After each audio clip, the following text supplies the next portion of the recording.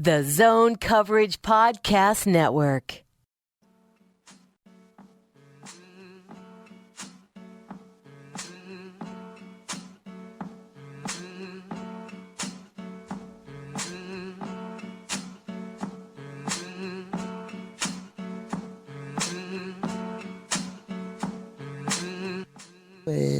That's going on the podcast. Holler. Holla at your boy. Welcome to the Minnesota Soccer Podcast. We're going in casual today. I am David Naylor. Nic Hallett's over there. Holla in. Tom Schreier is behind the keys, as he usually is. There was soccer played this weekend. Nick coached some soccer. I believe the NPSL had their season openers this weekend, and Minnesota United played. And I'd rather talk about the other stuff, but we're here to talk about Minnesota United. We can touch on that at the end. That's a teaser. It's a teaser. We've got. I paid attention to Twitter at the very least for some other games that happened this weekend. But the first thing that happened is Minnesota United played another Saturday matinee game at 1:00 TCF Bank Stadium this weekend, and they lost. It did not go as well as last week. They've wrapped up this stretch of 3 games in 8 days with now a second consecutive loss. This one at home where they'd been better, and it was not good. So I mean, let's the result. Okay, the result was not good. I want to check in on your tone right now. And check your tone. I want to check in on it. Okay. But I would say it sounds like you're wildly disappointed, which I think is fine. But I would ask you to elaborate on why you feel. I was disappointed with the result. As Adrian Heath put it in his post-match comment, goals change games. And while I was very complimentary of how Minnesota United's attack looked in large portions of this game, they scored 1 goal, which was a moment of brilliance from Quintero-Ramirez.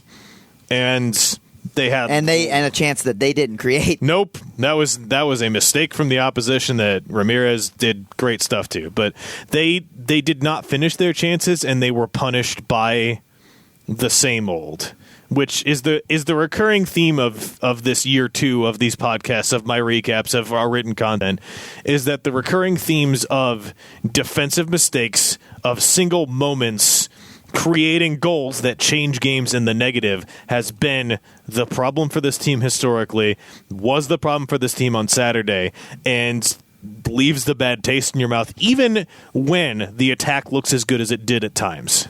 I mean, absolutely, but that's why it's so funny. I feel like I'm gonna yin where you're yanging. Are we switching roles tonight? I think we might be because as much as obviously it is wildly disappointing that you drop points at home in general, and then to a crap team like San Jose, like that's fascinating in and of itself, and an obvious terrible thing to happen. But it's because of a few mistakes and a few tough calls. They looked really good, and there's so much season left that honestly, like, I still see them in some ways on a very upward trajectory. And literally, they're just undone by terrible things by a few guys. Well, and part of the negativity comes from the opponent, right? Because they were playing San Jose, who are dead last in the West, right? Who had not won a game since their season opener, in which they beat Minnesota United, right? And had been just awful. And for them to come in and get this win doesn't feel great for Minnesota. I saw this game referred to across some sections of Twitter and reporting as a must-win game for Minnesota United. I don't think like this early in the season that really works, but this is 3 points that they should have had. Agreed, but that's what I'm saying is like so many people wanted to like tab this as a must-win game when that's just not the case. That's a cliche and this is a perfect example of it being used as a cliche when it's not actually a must-win game. So my question is, you looked at Seattle and Portland. Were you calling those must-wins, or you felt like those would kind of define the season? Why is San Jose different? I didn't call them must-wins. I called those games like those will really help shape what this season's going to look like. Okay. And they did in a lot of ways, and it showed that United is still going to struggle when it comes to the cream of the crop. And even though those teams were lower in the standings, they have a lot of quality. And tough places to play in. And showed that like to David's point, why this result's so disappointing, because this game was at home, and those games against Seattle and Portland showed that points on the road are going to be a scarcity. And that's one of the clear things you could pull from that is road points are going to be tough to come by. So that's, again, one of the main reasons this is like, how do you mess this up and not even get 1 point against lowly San Jose at home? Which is a team that, like in that first game, it seemed like they kind of let San Jose kind of let the genie out of the bottle, and they nearly made up for it, right? It was like they were down 3-0, they get those 2 goals. Yeah. Yeah. Well, and actually in different ways, both games that are kind of the same narrative, though, is they just really just made bad mistakes and got punished each time. And then, you know what I mean? To me, both games are almost, I know it sounds silly to say that they're a one-off because it's immediate contradiction because it happened twice. But they were games where just like unbelievable like flukes and mistakes happened, and that's why they lost. Not because they were the worst team. And that's what you know saw, what I'm Naylor? saying? They're not that game wasn't like you're worse than San Jose. It's you lost based on circumstances that you control and things you did to things you shot yourself in the foot with, for sure. But you're not the worst team in this game. And the contrast, without jumping the gun too much and looking ahead, is that instead of looking at the 3-game span of Vancouver, LAFC, San Jose, you look at this game against San Jose, bottom of the West, and you look at next week's game against Sporting Kansas City, top of the West. Right. If you're going to get points from one of those games, even both at home, Yeah. you really want to get points from the San Jose game. 'Cause For sure. Sporting coming in top of the West. There's next week. literally no other game that you could point to as like you should get 3 points in this Yep. last game. Obviously, that's my point. Though, is that what you're adding right there again, juxtaposing their next game against the first place in the West against who they just played the last place in the West is a structure that you're adding, right? Yeah. And fair enough, it's a good point, but it doesn't mean Minnesota United is worse than San Jose, and that's what I'm trying to say is like they clearly showed. From all their chance creation, all their possession, this team can flow and play well. And they've got guys who are like Darwin who have only been on the team for a while. Mm-hmm. And so offensively, again, Heath's strength. They're showing that they can flow. They've been without a striker for the last 2 games prior to this game. And the guy who played striker in this game, ideally your starting striker, has been out for weeks and has been in his own kind of struggle. So a guy you need to rely on is not really been all there. All the more reason that if they look as good as they did at times against San Jose, what could they look like going forward? So let's talk about the game and focus in on that point. Adrian Heath said after the game that we know the first 10, 15 minutes of the game were awful. They gave up the penalty goal in the first minute. That happens. Adrian Heath said after the game that the next 30 to 35 minutes of the first half were the best football that Minnesota United has played this season. Do you agree? That's exactly my point, right? That's what I'm getting at, is that they looked really good.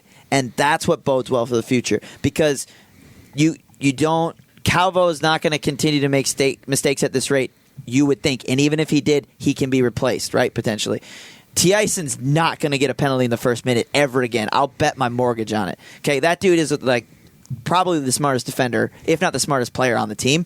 That was crazy. I couldn't even believe that happened. And those things happen from time, but rarely. It was the instance of the penalty was just he got beat in the box, left the trail leg out, and Eriksson went over it, and it was definitely a penalty. Yeah, and honestly, Eriksson really kind of it was like the bare minimum. He milked it, but he was given the opportunity Exactly. to by what Thiessen did. Exactly. So that one's a special. That's the flukiest one of them all. And actually, the third one's pretty darn fluky when it's hitting Calvo's hand. You know what I mean? Like in that situation, Calvo's just coming out to close that down. Happens to hit him in the hand. It's even kind of a tough call, but it is what it is. Kind of flukiness. As much as this defense does have problems, don't get me wrong.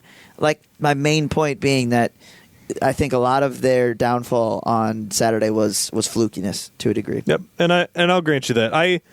Let's talk about that offense because I'm happy Christian Ramirez plays for Minnesota United.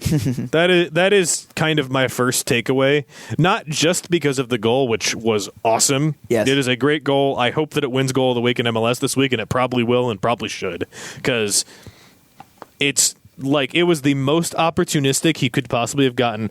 Gets a ball on a turnover, bad pass from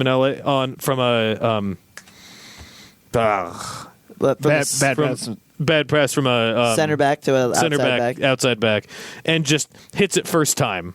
Instinct, knows the goalkeeper's out of position. Top corner. It was beautiful. That's a different level of class, like to do what he did in that situation. But in addition to that, the combination play that he was starting to show with Darwin, with Gomez, with Ibarra, with the attacking three that we've seen and we've talked about for these last couple of games, to see how Ramirez is starting to figure out his role in that Ramirez talked after the game about how he was starting to learn Darwin's game and Darwin was starting to learn his game. Dude, that's and one of the things I said as we previewed this week was how much if Christian or whoever if the striker can get back in the team, how much that'll benefit Darwin.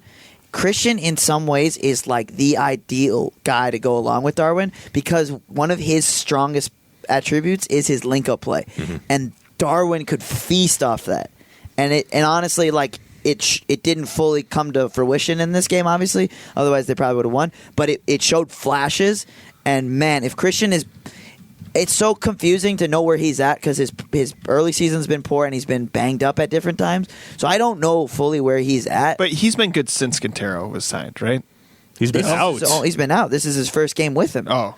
And yeah. Again, United looked, as Heath said, the best they've looked potentially all season.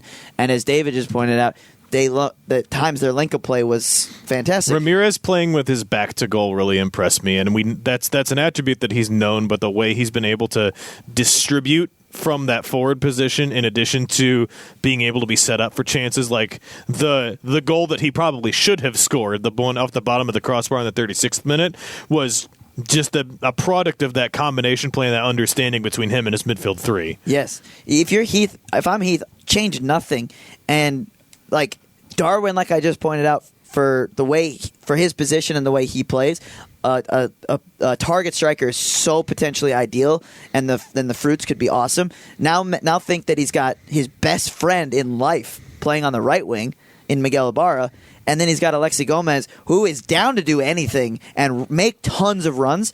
Again, fascinatingly good of what that fruit could be with Christian. So, like I said, that's the lineup. That's the lineup. You play the same front six as you did in this game. Ibsen and Schuller under those four that I just mentioned, and it's a great team that you could have offensively going forward. Now you need to get the defense sorted out, and you need to figure out what you're doing with Calvo, which potentially could be an argument for changing Ibsen and Schuller. Not that they wouldn't deserve it, but the argument will continue to exist that Francisco Calvo should be playing in the defensive midfield rather than playing in the center back position. His best moments in this game, I thought, were when he was moving forward and playing aggressively ahead of the ball rather than being tasked with the defensive minding, the man marking that we know he struggled with this season. The second goal, Chris Wondolowski was his mark. Had every opportunity to get that ball cleared, didn't happen. And Wando managed to squeeze a cross in a ridiculous angle. I'm still not sure how he did it, but the dude's been in the league for 100 years. It was a pretty weird play, too. It was a very strange play. It looked so much like United had that clear under control, and Wondolowski finds the angle. And I mean, the dude has the second most goals in MLS history and plenty of assists to go with it. He's wise. He's wise. He's worldly. He's a great guy to be able to bring in off your bench because he came in as a sub in this game and had the goal and the assist. But it just feels like here's your potential. Instead of Ibsen and Schuller, you play Calvo Maximiano as your defensive midfield. It's a drastic change, and it is unfair to Schuller and Ibsen. Absolutely. But it brings you a different recipe in that defensive midfield. It unleashes Calvo to maybe not be caught doing the bad things and instead be able to do the things that make him a better player than he appears right now. And you bring Brent Kallman back into the center back position that Calvo's vacated. Why not? Yeah. No, I like it. It's a good hot take. Because that it's a good sexy like take because you're really going bold change on something that clearly needs a lot of change or improvement, and I like that. But it's just unrealistic, mainly because Ibson's too good. That will never happen because Ibson, if healthy, will never come out. And Schuler, in my opinion. Yeah, he's been much improved than last year. He's like a different person. It's crazy. But yeah, no, he's been good. Neither of them are playing at a level that they should be dropped for, which is the main reason that this is only a fantasy world take. It is. This isn't even getting into the fact that I don't think Calvo will be played outside of center back. Well, at least at this point. Well, I mean, we talked about when I asked Heath about it, he said he's not considering. We've talked about it so many times on this podcast with Heath. It just seems like a non-issue. But in the fantasy world, where I am the Minnesota United manager for a week and have one game-to-game plan for, maybe I throw that on to start with and see what happens. And what I like about it, too, is that it's okay, what's our biggest problem? The offense seems to be flowing. We're maybe not bagging tons of goals, but the offense can clearly work at times. So what's our biggest problem? Allowing goals. Okay, your decision is hyper defensive. You're putting a center back into midfield, and then you're putting a super just defensive midfielder in there too. Hyper defensive. But why you point out, why the frick not? Maybe because it's one of those things that we have such a small sample size of Maximiano that it's hard to predict anything about his game. With Calvo, we know that he can distribute the ball well, which it seems like, at least for the attacking midfield trio, all they need is the ability to get a ball and even a sliver of space. And they can start an attack that's almost independent of the defensive midfielders behind them. Because that's the successful passes and plays that we saw, especially in the first half, were space for Quintero, space for Gomez, space for Ibarra to run, and set up on balls from the wings, from the center backs, and from the defensive midfielders to open them up. And that's a play that you can have two defensive midfielders in to position defensively and to play with more defense in mind. But if they can distribute to unlock your attack in that fashion, it can still function. Yeah. And it's a good point in the sense that the front six, they'll do play. The front four really, they'll obviously create, but I mean it is fantasy because Ibson won't ever come out. And shouldn't. He's very good. Yeah, that's exceptionally good. It's an interesting. It's a way to explore what is currently the Calvo problem. Yeah, it is. It's an interesting one. But again, you could make the argument for your take is that what would Jose Mourinho do? Because that could be seen as very non-sexy to do that, right? To put two defensive guys in there and take Schuler and Ibson out.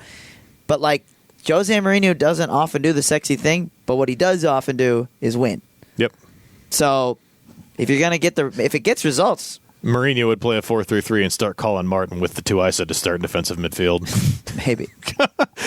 Let's put three. Let's put three defensive midfielders on. What could go wrong? Yeah, he would try to make postseason by drawing every game. Yeah, which considering the fact that Jacques Lemaire, fact that Minnesota United have played 11 games this season and have drawn 0 of them, right? Would it be the worst thing to get a point instead of one of these 7 losses? That's not how you get fans, though, right? No, it's not. Yeah. Or what Mourinho would do would be specifically do this on the road for every road game, and then go for it at home, but for the road games go super defensive, which we've seen clubs do in the Premier League.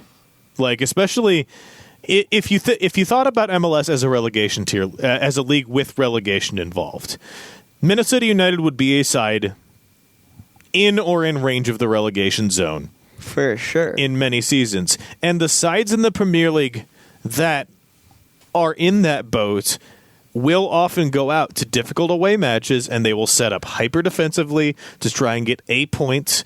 Maybe have it'd be especially if they're playing first place Sporting KC in the West. The setup that we saw from Minnesota United that it would look like the most is the setup from the Vancouver game last week after the sending off with I don't one know. strike. That's why I don't know that that's fair because I think that was a pretty unique situation. It was a unique situation, but it's. I'm not saying that Minnesota should do this. I'm saying this is the situation that happens. It would be Ramirez instead of Quintero up top. But then it's basically got a 5-4-1. You got a target man up top.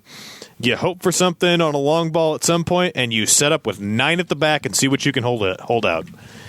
Not saying that Minnesota United should do that, not saying it's sexy, not saying it makes sense with how MLS is constructed, because you don't need those points to survive. Yeah, you can be more bullish. Yeah, and with Adrian Heath, we know that that's not his mentality, not his style. He's much more, if we're aligning to Premier League managers and sides of the season, Jurgen Klopp, where Liverpool are going to go out and maybe score 5 goals and maybe give up 4 and win a lot of the time. And that's an approach that can work. Yeah, I mean, and it's kind of maybe the way Heath sees it is like, okay, have brought in like one of the best players in the league now in Darwin.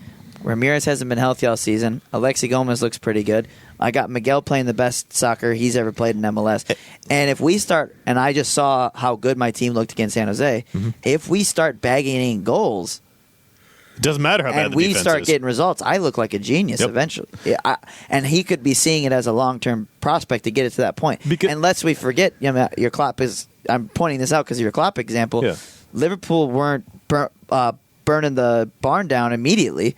It took a while for Klopp to get in certain players and set things up. And that's the thing. That's what Heath has maybe done to this point. With the chemistry of the top 4, right? 2 of those 4 players were brought into this team within the last month. Exactly. And the fact that it's already showing the results that it's showing in terms of chemistry, in terms of passing, in terms of positional understanding, in terms of chance creation, is remarkable. And Ramirez talked about he's still figuring out Quintero's game, and Quintero's still figuring out his game. So, his teammates' game and how he's going to function. Well, Quintero's still figuring Quintero knows his game pretty well. Quintero's figuring out Ramirez's game. I should have been more clear on that. Yeah. And that means that even the best parts of the attack that we saw on Saturday should only get more potent, and the chances should become goals moving forward. That's what I'm trying to say. I agree with you. In the moments, in the review of this exact game, it is a frustrating result to lose in the way that they did to the team that they did. Yeah, no, in a vacuum, it's like unacceptable result. But that's why we have this podcast. It's not in a vacuum, we should discuss what the reality is. And yeah, there's positives to take out of that game. As much as that is the worst result and the worst time to maybe get that result, it is what it is. And you look forward, and things actually look decent. The real quandary, and honestly, we've maybe buried the lead a little bit, and even though we have heavily touched on Calvo, is what the frick do you do with Calvo should things continue in this manner? And I think I'd be really interested to hear, because I wasn't able to be at this game, the mood and the temperature. Obviously, a lot of people may have heard the reports about Calvo asking certain members of the media not to be around. And I can confirm that report. I was there for that. Yeah, no, and so I would like your take. And my question is also how I heard Heath was asked about Calvo, and he deflected. And Heath does not usually deflect. Yeah, something's up. Yeah. So I actually wrote about both of those things in my recap, which you can find on zonecoverage.com, because I wrote up both the quotes that Nick is referring to are actually in that recap because I found them very interesting. When Heath was asked about Calvo, the direction that he went is he said, I don't want to comment on specific players. I don't want to say anything about that until I've had time to watch the game film, until I've had time to watch this. And I don't think that's fair. Or to me that's fascinating because that is deflection. He is a gunslinger. Like you ask him a question, he'll usually shoot right from the hip, like immediately. And I tweeted out after the LAFC game his quote, which was fascinating because again, Heath is a gunslinger and usually say stuff right off the cuff pretty quickly. But that one to me was like the closest I've seen him really call someone out recently, because he said about Calvo, I could pull it up, but he basically said dude has to do better is pretty much his implication again after the LA game. And so again, your point out that he deflected here shows that there might be tension between the two of them. And from Calvo's perspective, so Megan Ryan of the Star Tribune reported that Calvo asked before his press availability to have a media outlet removed from his scrum. I can confirm that I was there too. That happened. And I am not sure if there was a person from that outlet there, but no one was removed from the scrum. Okay. So take from that what you will. Yeah. I'm glad it wasn't us, because I was a little worried at first it was maybe you got asked. No. Because I gave him a 2 in the player ratings after LAFC. So I was a little worried that No, it was not us. But there's a couple parts to what he said. His first, I put about 2/3 of his comments as verbatim as I could into my recap on zonecoverage.com because I thought they were important to share. The first thing he talked about was the refereeing of the game, which is a discussion point because by Heath's perspective, by Calvo's perspective, and by the public opinion's perspective, this game was atrociously refereed. Yeah. So that was the first thing he focused on in his comments. I don't know if the MLS works the same way the NBA does in terms of finding people who publicly comment on officiating, but if it does, he's getting a request for a fat check this week because he did not hold back. Do you guys know? Do they fine you for? I know they do in the Premier League. I would assume they do. I gotta mention every league does. A lot of leagues do. So yeah. Yeah. To David's point, we're gonna find out. Yeah, probably. like Pretty quick. if it's gonna happen, Calvo's getting fined for his comments after the game because he was very direct. The game was atrociously refereed. He had a couple of comments about a couple of foul calls, one of which specifically was a terrible call, in which it was a header in the 83rd minute of the game that he went up for a header with a San Jose defender. They hit heads, but Calvo won the ball, and United had an opportunity to score a goal off of the header. Calvo was called for a foul on the play, did nothing wrong, and was understandably pretty upset about it after the game. So that's one part of it. But after he talked about the refs for a bit, he focused on we need to stick together as a team. We need to be together in this time. We need to all focus together. And in a later comment, he expanded more to talk about how he's been playing this game for a long time. If you're going to single me out, then single me out. I can take it. But this should be about the team. There are 11 players on the pitch. We play as a team. We perform as a team. So call out the team if that's going to be how it's going to be. So he was... Which I thought was, as I read it sounded like a contradiction. Because his first sentence is like, he's basically implying like, I've played a long time, I'm used to this stuff. And then proceeds to say, but if you're going to call people out, call it the team. It's like, what?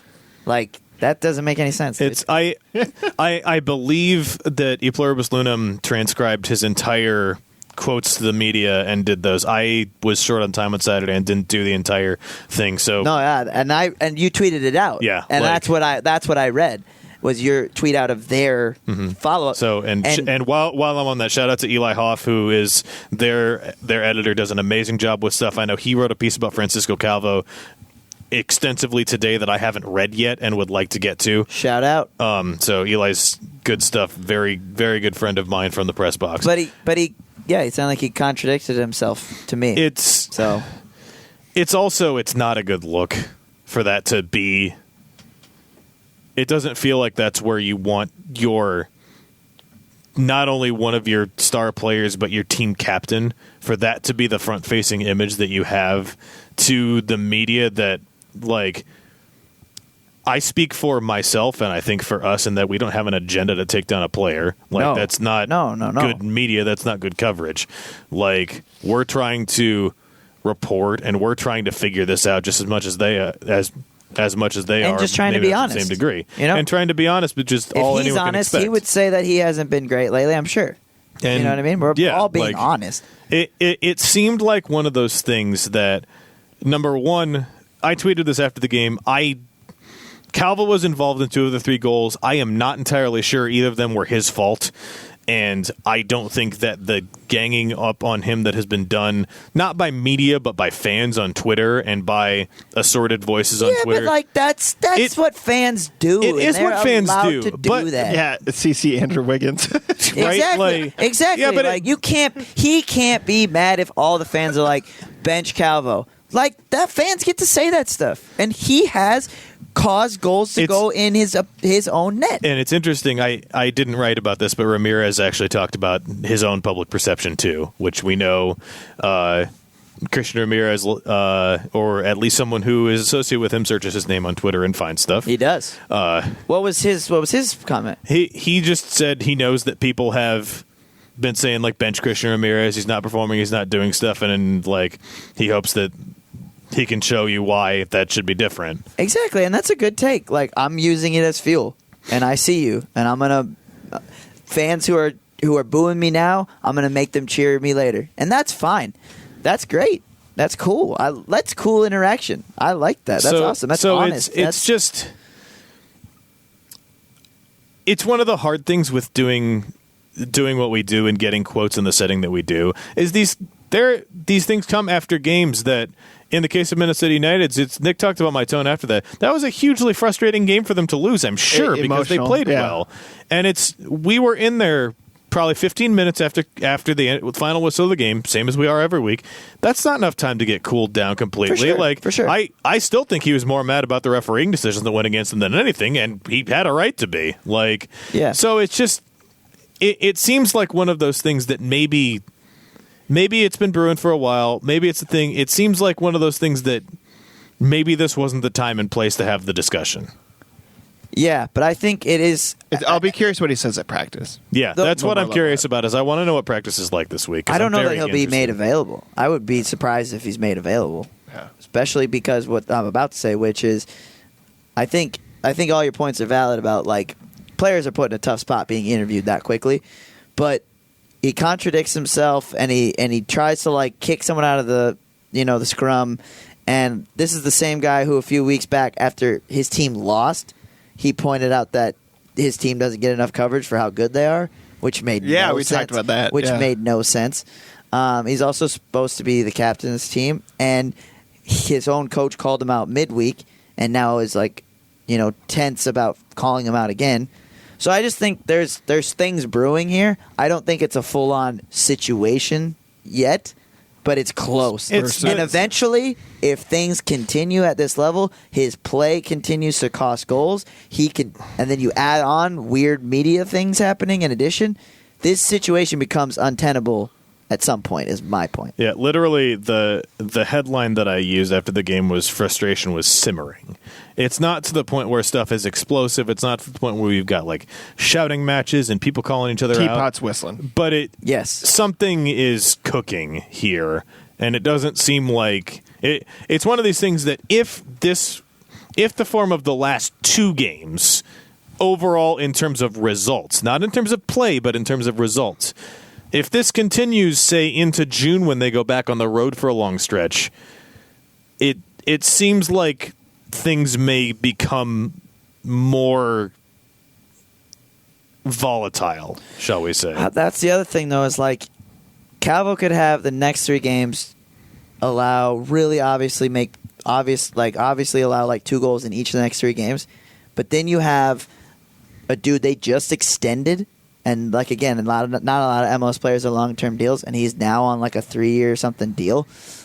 He's also now one of the top 4 best played players on the team as a result of that deal. He's also about to play in the World Cup for Costa Rica. If you bench that guy, man, is that a difficult call, and man, that's going to cause uproar. You can make it worse than better. Exactly. Can we talk about Dicey. LAFC real quick because that game also happened? No, that's a good point. What are your? Actually, I mean, it does seem like this is a worse loss because they're coming because that game seemed like a surefire, right? Their new stadium and it's a middle of the week and on the road. It was such a recipe loss too because like I remember. Number one, it was a weeknight. Number two, it was 11 o'clock when I was writing the recap of that game. But it was such a recipe loss. They give up a bad goal, then they give up another goal, and then that's about it.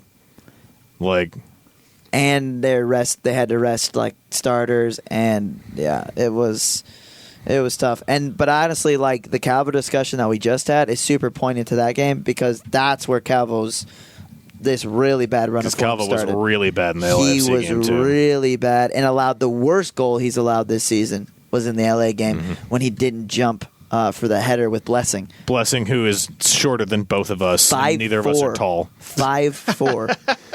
He's shorter than Darwin. And Darwin's like the shortest guy I've seen. The broadcast was talking about this. Blessing is one of the shortest players in MLS. He actually might even be 5'3". Yeah, he might be 5'3". I looked this up before the game. He's listed as 5'4" on the MLS website. Broadcast was talking about how he might be 5'3". Spud Webb. How tall is Spud Webb? I'll look it up. And Calvo is listed at 5'11". He is not a small dude, especially not on the soccer pitch. He got just out-jumped and out-worked for a header. Spot 5'7". Which is basketball scale. But on the exactly. But on the basketball scale, that's still insane. I'm 5'7", and me on an NBA team would look so stupid. But you wear your sandals there. You'll be fine. Yeah, I come up to Karl Anthony Towns' armpits. Maybe. No, I do. Okay. I know You that checked. one. I know that one. You checked. Hey, Carl. Those I've stood next to here. him a couple of times.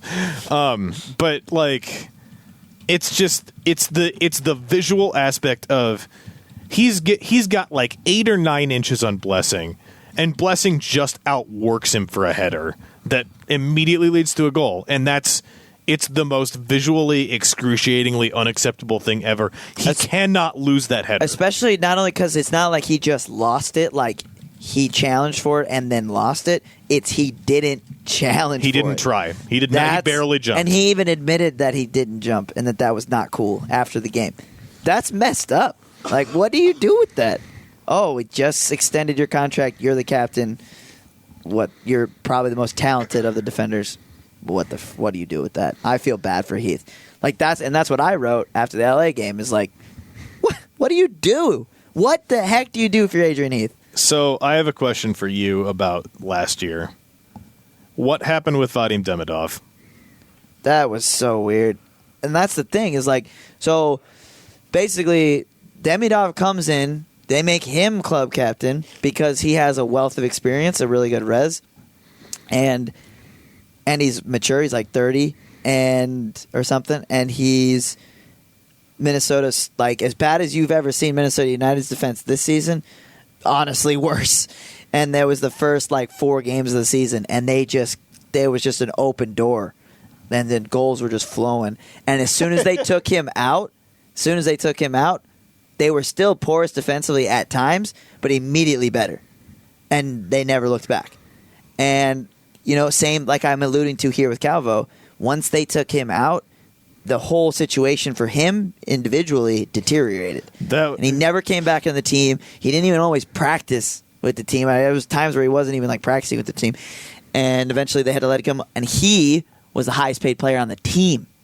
And that was the illusion that I started to see some people make this weekend. Yeah, man. And it's been a longer run of form, and Calvo was better for longer for the team than Demidov was. Obviously, Demidov came in on a small sample size, was really bad, pulled in the end. Yes. This would be an even harder decision than that was, and it could be even more disastrous in the fallout. Yes. And that's why Adrian Heath's job is tremendously hard at this point, because there are clearly things that are going right, but the thing that seems on surface level to be the most obviously going wrong is one of the almost unchangeable things in your lineup. Exactly, dude. It's so difficult. What's crazy is Calvo to this point has actually got a lot more attempt and run out than Demidov did. Like, Calvo's like maybe been or been bad for longer stretches than Demidov was, or he's on the verge of doing that, which is crazy. The break point for Calvo, regardless of his former Adrian Heath's decision, is he will go to the World Cup in June, and someone will play in his place while he's at the World Cup. I mean, that'd be crazy though. What if that's the thing? Gets Wally Pipp. Here's a worst case scenario. Heath decides he needs to bench Calvo, and as a result, Costa Rica, it's like doesn't bring him. Calvo is never playing for Adrian Heath again if that happened. That's a pretty far-fetched scenario, but it's not. There's a non-zero chance that something like that could happen, and boy, oh boy, that would be nasty. And it's one of those things that like it's the thing that makes you think that there won't be that much movement on this until June, just because there is a natural point in the schedule where Calvo will almost certainly be gone for a month. United will play U.S. Open Cup games, and they have a couple of MLS games during the World Cup group stage, which is the guarantee to be gone. And so they're going to see the squad without Calvo, without having to bench him. So the fact that they might tread water through these next now 3 games, next week against Kansas City, Memorial Day weekend, I forget who they play, and then at Kansas City the first weekend of June are the next 3 games. Yikes. Yeah, they play Kansas City 2 in the next 3 games. That's Yikes. reasons why the San Jose result's not looking great. Oh, my goodness. But after, and that's the point where you would expect Calvo departs after that, and then you might see something else. Whether it's Coleman coming back, whether it's Wyatt Armsberg's been down in Tulsa just balling out and you want to try something, whether it's Eric Miller shifting into the center back position from about the outside back. It's KC, Montreal. Montreal's the middle one on Memorial Day weekend. That's going to be fascinating. I can't wait for that. So what's going to happen is, regardless of what happens going forward, Calvo is going to be removed from the lineup. And wow, is that going to be fascinating if United's all of a sudden getting shutouts and playing decent defense. Yeah, because that's the thing is that there will be an opportunity where results without Calvo can happen. That'll be fascinating. So it's the thing of everybody's calling for Calvo to be benched. Everybody's calling for his head, and he's frustrated with it and knows it. And I would all say that's going on. I don't think that it's going to happen yet. No, it's not. It's not. And I'm not even calling for it yet. And I'd be fine, taking a hot take and saying that they should. But it's close. It's getting there. That LA game, total excuse to lose that game. That's fine. Midweek game, 3-game stretch. On the road in their against one of the most high payroll teams in the league now. Fine. They actually could have got a draw there pretty easily. Calvo makes 2 big mistakes. Yep. A game that you should have lost could have been a nice draw, really make you feel good going into the weekend. And a game that you should have won now turns into more 0 points at home. Right. But, dang, they could have got a draw at L.A., and they were playing on no rest. And this guy's at the heart of why they didn't. Yep. That is dicey. So we've been riding the Calvo Crush train for 20 minutes, and but I think rightfully it's relevant. So. Very rightfully. I wanted to try to avoid doing that, but it needed to be done. Lesser lineup notes from this game. What did you think of Eric Miller and Tieson attacking during Saturday's game? Because I was really interested in how far forward Eric Miller was a lot of the time in this game. I think that's Adrian Heath's dream. To our point earlier, that comes from the English game, and he's an attacking-minded guy. That's what he wants, and that's, again, a big reason they made this trade, is so they can do that. Mark Birch can't do that anymore. Carter Manley's too young to fully be trusted to go that high. That's why you bring in Eric Miller to go with Tieson, and Tieson at times had a really awesome game going forward after the misery of the first minute. He was getting set up. The chemistry between him and Gomez was working really well. The chemistry between Ibarra and Miller on the right side was also working really well. They were finding stuff. One of my favorite moments of the first half was Eric Miller kicking the ball around the guy defending him and beating him to it, which is not a thing I knew he had in his game, but that was fun. Yeah, it was. It was a good play. So I was interested in that. It's just we're still figuring out what Miller does, and he was way more defensive in his last game. I think he mentioned after the game, I talked to him after the game, and he said partially because of fitness. He's still getting into match fitness, just his second game of the year since he didn't play on Wednesday, which is not a surprise. And so that's an interesting wrinkle for me, is that if you have both he and Tieson able and willing to attack down the wings too, it's more elements. We talked about the alignment of the inside of the midfield with Ibsen and Schuler, but having the wingbacks being able to also go up and support the attack and have that kind of double play on both sides with Gomez and Tieson and Miller and Ibarra is just another elements to the attack around. Yeah, which on one hand is I'm talking about earlier, reasons you can feel really good potentially going forward, and that's exciting, right? And be a reason to be excited. That's going to be fun to watch if they do that.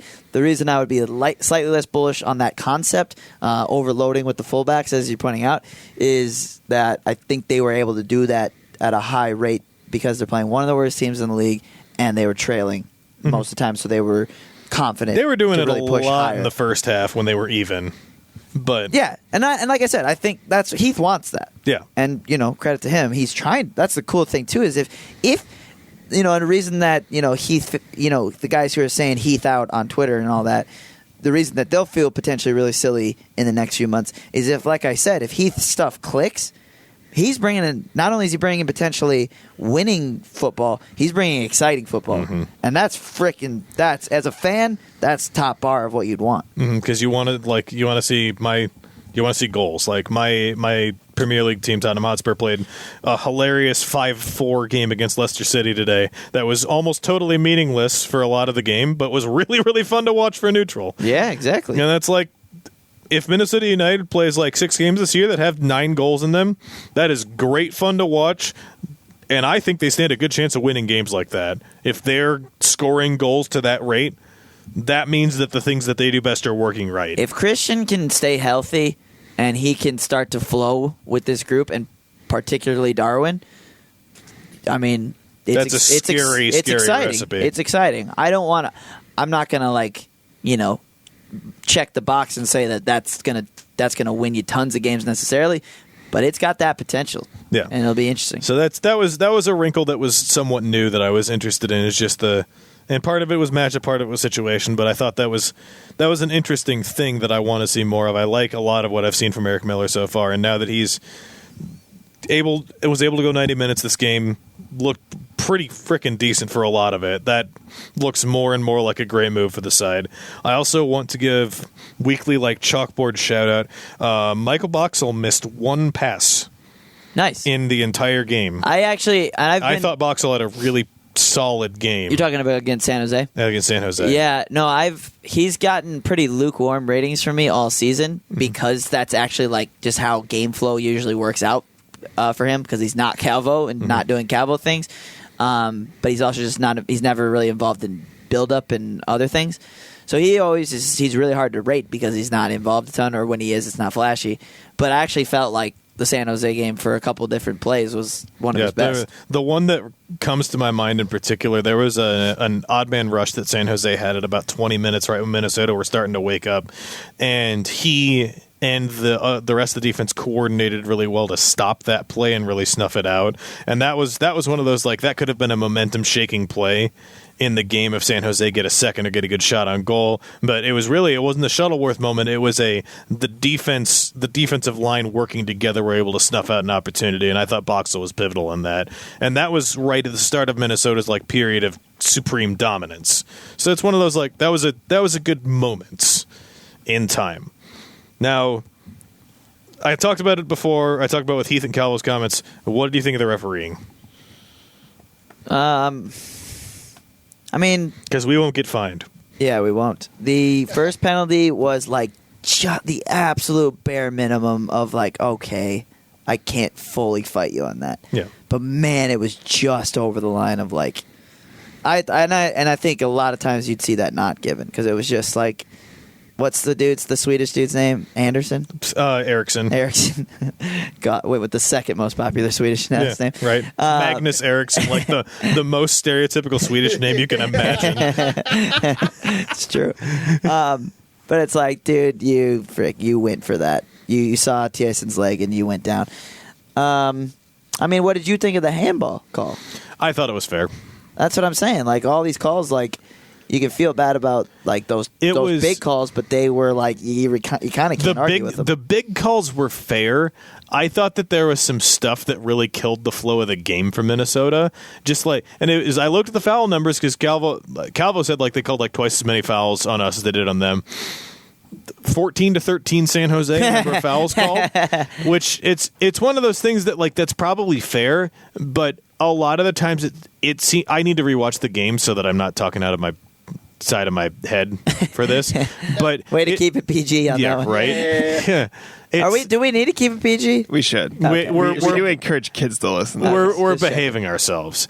But speak for yourself. I am encouraging myself. I work with kids on a daily basis. Me too. I felt like a lot of the calls that were made against Minnesota really were at inopportune times in their possession, in their flow up field, in just in terms of like where stuff was at in the game flow, because there were like the Calvo play that I mentioned earlier late in the game was a really good example of that, where he won the ball. The fact that they hit heads, that happens when you're going up for a header in the attacking box. And like Mason Toye had a really good chance to just finish that ball off and should have been allowed to do so, because you went down because you hit heads and that happens, but if the play finishes, it's 3-2 Minnesota, it's 3-2 San Jose. Like, and it's just like plays like that, like ticky-tack stuff that was getting called against Minnesota maybe didn't feel like it was getting called at the same rate against San Jose. Sure. And I think if I'm correct, if I heard correct on the broadcast, that was the ref's, was that his first MLS game? Maybe I imagine that. I didn't watch the broadcast, so I that's thought you. That's what Callum said on the broadcast. I could be wrong. Calvo did say he'd never seen the ref anywhere before. Not even like 7-Eleven or... I read my recap, so I'm just paraphrasing. I don't remember the exact quote, but it was Calvo's comments on the ref were not kind. And the other one, like the other one that I would have asked the referee about had I had the opportunity to do so, there were two plays. The first one was a play right after halftime where Darwin gets free going into the box and gets pulled back on his arm really obviously and loses the ball because of it. Not even a foul was called, let alone what I thought probably was a penalty.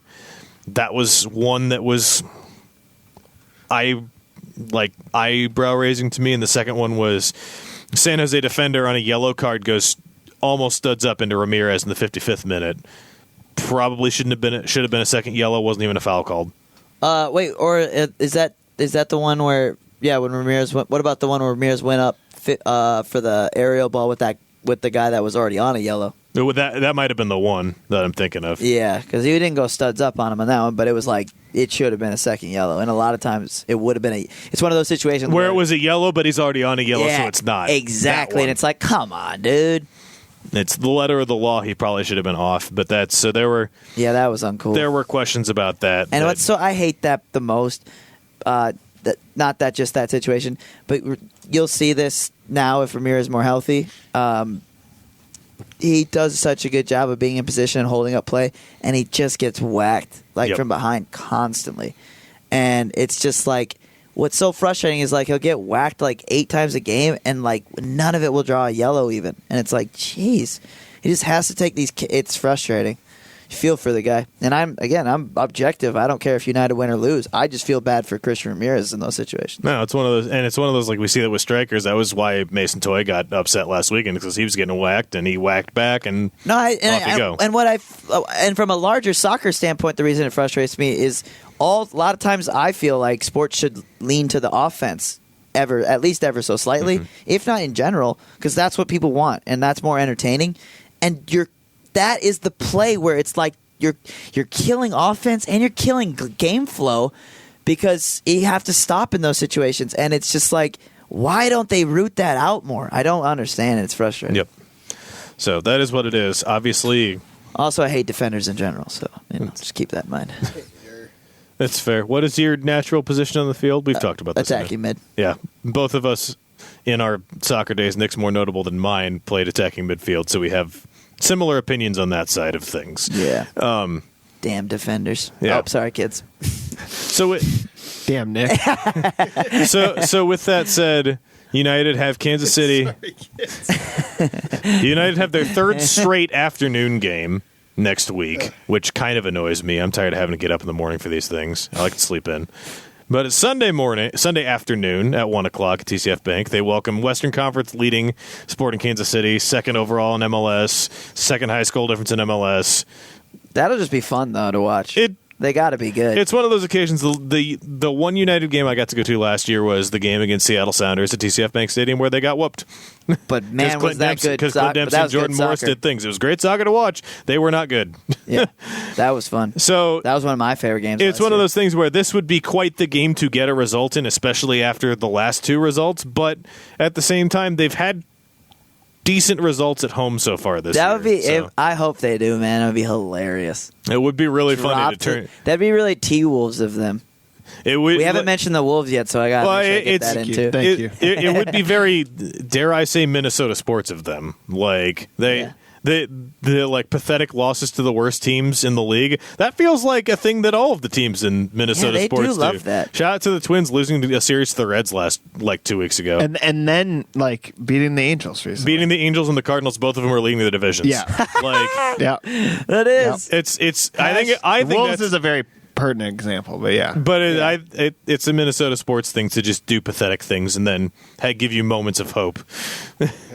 I think so. So I bet they beat because they have KC in 2 of the next 3. I'll bet they beat them one of those times. It would be much funnier for them to win in Kansas City. Actually, that would be the real. So that's what they'll do. It now we know. All right, Nic Hallett is predicting that Minnesota United will win in Kansas City in 3 weeks. That's on record. Yeah. Oh, yikes. So that said, I mentioned earlier on the podcast the National Premier Soccer League, which is, I forget what tier of the United States professional soccer pyramid it is. It's at fourth. Essentially, kind of. Yeah. It's not nearly as clear as the English pyramid or many other countries' pyramid, but the NPSL, I believe, had most of their season openers this weekend, including Minneapolis City SC, who won their opener 3-2 against Med City FC from Rochester. And I think the Duluth, I forget who Duluth played, but Duluth tied 3-3 with somebody, and apparently it was a really wild, hilarious game. So I know that you played for Minneapolis City, correct? What's the experience playing in that level of soccer at like a semi-professional level, like as a player? I mean, in terms of what?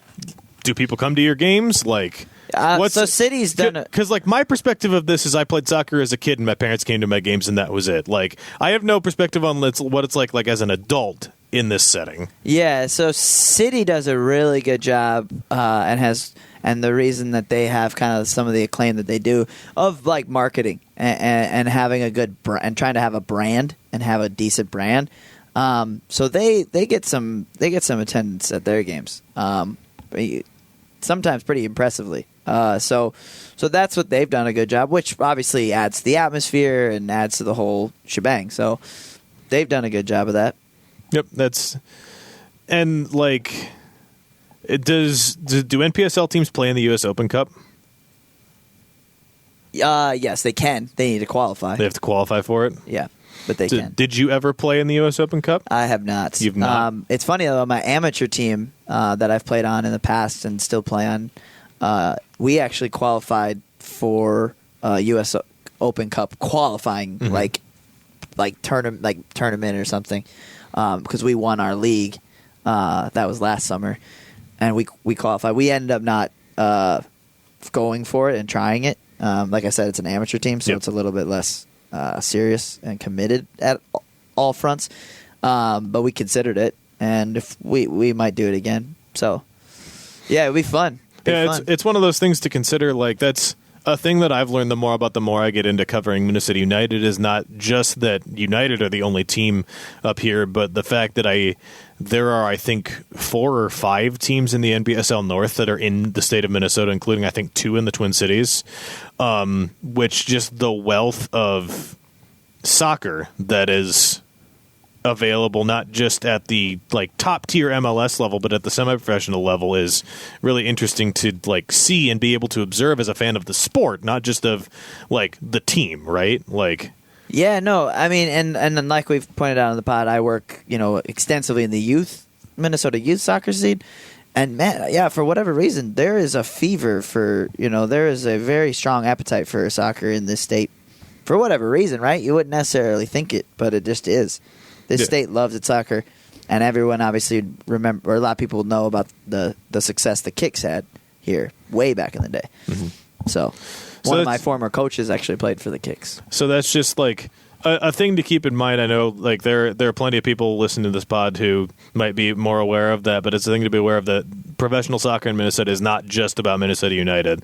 There are other teams. There are other teams to go support, to go watch games at. I know Minneapolis City played their most recent game at Osseo High School in Osseo, and I know I think they play most of their games there, but play at some other places around the cities, depending on like what's going on.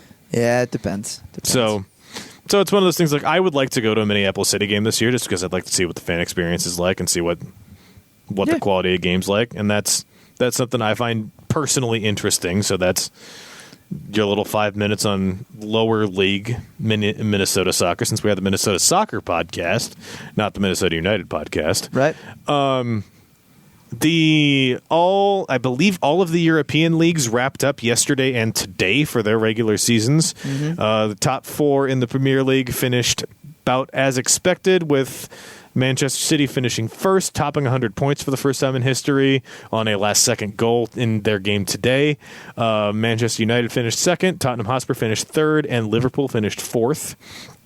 So those will be the 4 teams in the Champions League next year, I believe, unless Liverpool win the final, in which case I think they'll still be the 4 teams. I'm not sure if England gets an extra spot if Liverpool does win that or not. I forget. I forget too, actually. What happened with that one team, like Hamburg or whatever, got relegated? Hamburg, yeah. Hamburg, and people just chucked like fireworks and stuff. Did you see Yeah. Well, they were the stat that's crazy about it. that? 99 years, right? No, I don't think Oh. it was that many. No, Maybe I'll it look. was. You can look, but they're the only team that had never been relegated from the Bundesliga. Yeah, now every team in the Bundesliga has been relegated at some point. I wonder No. when Bayern Munich was. That'd be fascinating to know. Yeah, that's so. When the frick were they relegated? And like the scenes in Hamburg, like, yeah, there were fireworks and there were flares, and I'm not sure the game ever actually technically finished. Yeah, because the game got postponed. This is from Deadspin, angry hamburgers riot after, and I'm going to call them hamburgers, Yeah. riot after team relegated for first time in club's 99-year history. Yeah, But the club might be 99 years old, but they might have not started in the good, Bundesliga. okay. And so once they got there, they never got relegated. Still, But- that's wild. it's and so like the pictures and videos that have come out looks really scary. Black smoke, fire, all that jazz. That is scary. it was pretty under control. Understand that that's not uncommon in European soccer, especially the further east you go. How can you get fireworks into the stadium? Just no security? Security is kind of weak. Like I guess It's the not that hard to hockey fans are chucking Like fish, it's Yeah, exactly, dude. It's one of those they're things sticking where those down pants. you watch a game in the example that comes to mind from a bigger game perspective is games in Champions League and Europa League games in Poland. Like Lech Poznan have some Polish clubs have a real big reputation for extensive light shows, shall we say? Whew. And like you look at lots of clubs in here. I know like another one that I think has had some bad press in terms of that in years past have been Turkish teams have had some pretty extensive light shows, but it's not something you'd ever seen in an American stadium. It's not that uncommon in Europe. Like it's just a different world. So, yep. It's so cold in here. It is so cold. We probably should wrap it. Everyone it should is- know that we're recording this in this podcast in a refrigerator. It's what makes us the most Minnesotan podcast, Right, Because we're even in the spirit. even when it's 80 degrees outside, we're sitting in here at maybe 45. Yeah, I'm getting cold. Have you ever figured out why? Do we not know yet why the AC it's- keeps pumping in here? It's on as warm as it can go. It is. One day we're going to walk in and it's going to be 90. It's going to sauna. And it'll be as soon as it's 90 outside, and we'll just be miserable forever. And then Yep. you'll get to hear us complain about that on the end of podcast. So now that we've gotten to complaining about temperature, it's about time to go. So with that said, please subscribe to the podcast on iTunes. Please go to zonecoverage.com/subscribe. Check out all of our written content over all of Minnesota sports. We've got good stuff coming out all the time. Nick and I will continue to write good soccer content for you guys and everyone else who wants to read. And with that said, Nic Hallett at Prince Hallett, Tom Schreier at TSchreier3. I am David Naylor at Prof. Cedar. This has been the Minnesota Soccer Podcast, and we will see you next week. Holla.